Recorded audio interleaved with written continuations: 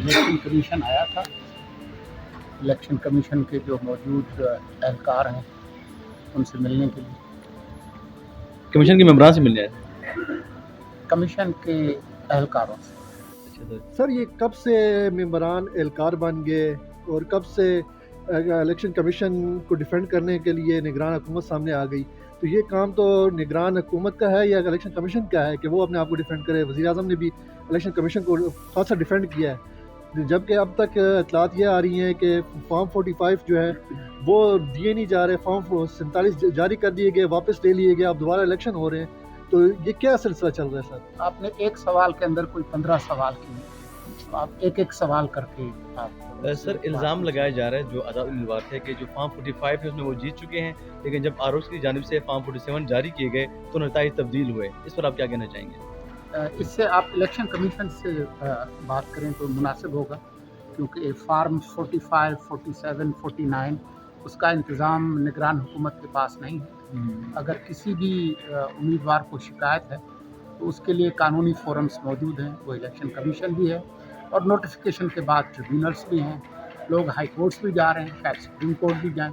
तो ये कानून का एक अमल है, वो उसको जारी रहना चाहिए। जिसके साथ भी जाती हुई है उसको इंसाफ मिलना चाहिए।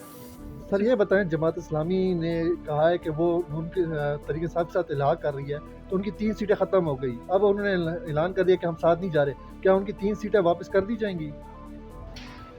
इस सवाल का मैं मतलब नहीं समझा, क्योंकि ये वो मामलात हैं जिनसे निगरान हुकूमत का कोई ताल्लुक नहीं। सर मुल्क में आम इंतखाबात हुए और पुरअमन हुए, लेकिन जो सियासी जमातें हैं उनकी जानिब से कहा जा रहा है कि ज़्यादातर हल्के जो हैं वो जिसमें वो जीत चुके थे। आज़ाद कहते हैं हम हल्के जीते हैं लेकिन हमें हराया गया। कहीं से जो दीगर सियासी जमातें हैं वो कहती हैं हमने फलां हल्के जीते लेकिन हमें हरवा दिया गया। तो इस सूरत-ए-हाल में आप क्या देखते हैं? इलेक्शन कमीशन के किरदार को किस तरह देखते हैं, और जो निगरान हुकूमत की निगरानी में इलेक्शन हुए हैं इसको आप कैसे देख रहे हैं? मुझे ये मालूम है कि अगर किसी भी उम्मीदवार को कोई भी शिकायत है तो उसके लिए जो मुनासिब कानूनी फोरम्स हैं वो मौजूद हैं और उनको उन्हीं फोरम्स पर जाना चाहिए। अच्छा सर, इंतखाबात तो पूरा दिन बहुत शफाफ तरीके से हुए, जिस पे निगरान हुकूमत भी मुबारकबाद की मुस्तहिक और इलेक्शन कमीशन भी, मगर जो आर के दफातर में खासकर ये इसके हवाले से, ये फॉर्म 47 के हवाले से बहुत ज़्यादा एतराज़ात सामने आए। जो भी एतराज़ात हैं जी, चाहे वो इलेक्शन के दिन के हैं, काउंटिंग के हैं, बाद के हैं, पहले के हैं, उन तमाम के लिए कानूनी फोरम्स मौजूद हैं। अच्छा सर ये बताएं कि 8 फरवरी को इलेक्शन हुए, 9 फरवरी से लेकर आज तक अभी तक बलूचिस्तान का ज़मीनी रास्ता पाकिस्तान के दीगर हिस्सों से कटा हुआ है। इस हवाले से निगरान हुकूमत क्या कर रही है और इंतखाबात को मैंडेट क्यों तस्लीम नहीं किया जा रहा? बलूचिस्तान की जो हुकूमत है वो इस मसले को कानूनी तौर पर जो मुल्क के जो कवानीन हैं उनके तहत हल करने की कोशिश कर रही है, और मुझे यकीन है कि जहां लोगों को दुश्वारियां हैं वो दूर होंगी। सर यहाँ पे इलेक्शन कमीशन में आपके आज आने का कोई ख़ास वो था या वैसी? मेरे ख्याल में 17 अगस्त 2023 से लेकर आज तक मैं बहुत दफ़ा गया हूँ, जी, और हर दफ़ा जो है वो मेरा आना एक मामूल की कार्रवाई है। अच्छा, ख़ास मकसद नहीं है? ये मेरी जिम्मेदारियों का हिस्सा है। आपके इत्तला के लिए अर्ज़ ये है कि इत्तलात और नशरियात के अलावा मैं पार्लिमानी उमूर का वज़ीर भी हूँ, और उस हवाले से जो अगला इजलास है कौमी असम्बली का, जो जब बुलाया जाएगा तो वो जो समरी जाएगी उस पर मेरे दस्तखत हैं। खबर आप ब्रेक करवाएंगे? सर ये देखें ना, ये आपने बुलाया जा रहा है? जब कानूनी तौर पर मुनासिब होगा और ज़रूरी होगा तब ये इजलास होगा।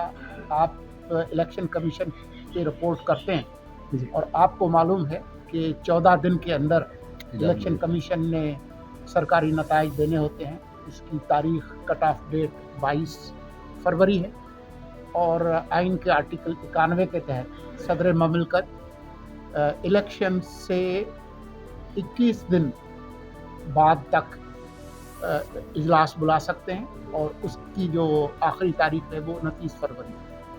तो जाहिर है ये 22 फरवरी से लेकर 29 फरवरी के दरमियान किसी भी दिन इजलास होगा। सर आज़ाद उम्मीदवार बहुत बड़ी तादाद में पार्लियामेंट पहुंच चुके हैं या मेंबर एमएनए जो है ना बनने जा रहे हैं, तो अगर वो हुकूमत बनाना चाहें तो हुकूमत बना सकते हैं। जहाँ तक मैंने आइन पढ़ा है, कौमी असम्बली का कोई भी रुकन, चाहे वो आज़ाद हो या गैर आज़ाद हो, वो वज़ीर आज़म के स्पीकर के डिप्टी स्पीकर के इंतखाब के लिए खड़ा हो सकता है। शर्त सिर्फ ये है कि उसको अक्सरत मिलनी चाहिए। अच्छा सर, ये बताएं, ये जो इलेक्शन हुए हैं, क्या इन इलेक्शन के बाद पाकिस्तान में इस्तेकाम आएगा, सियासी इस्तेकाम, माशी इस्तेकाम, जिसकी री इलेक्शन कराए गए? ये एक सियासी सवाल है और ये सियासी तज्ज़िये का सवाल है। ये सवाल किसी तज्ज़ियाकार से तो बनता है, मैं इस वक्त तज्ज़ियाकार हूँ। बतौर निगरान हुकूमत निगरान वजीर आपने इतना सा काम किया है। इलेक्शन कमीशन का जो इलेक्शन था एक बहुत बड़ा अफसर जो है वो एक जिम्मेदारी थी, आपने बखूबी सर अंजाम दी। तो क्या समझते हैं किस मरहले में ज़्यादा मुश्किलात का सामना करना पड़ा आपको?